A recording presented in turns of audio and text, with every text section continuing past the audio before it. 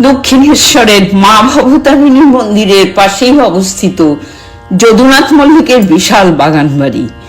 এই বাগান বাড়িতে ঠাকুর শ্রী রামকৃষ্ণদেব প্রায়ই আসতেন। ঠাকুর একাধিক অলৌকিক লীলা করেছেন এই বাগান বাড়িতে। এই বাগান বাড়িতে ঠাকুর একবার নরেন্দ্রনাথকে নিয়ে এলেন।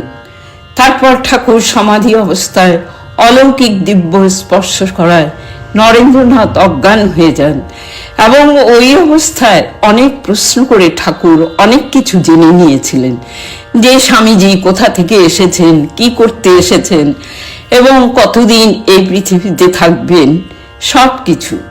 এবং স্বামীজিও সব প্রশ্নের সঠিক উত্তর দিয়েছিলেন। স্বামীজির সঠিক উত্তরে ঠাকুর খুবই প্রসন্ন হয়েছিলেন এবং ঠাকুর বুঝেছিলেন যে তার নরেনকে চিনতে একটুও ভুল হয়নি। নরেন সেই সপ্ত ঋষির এক ঋষি। জয় ঠাকুর, জয় স্বামীজি।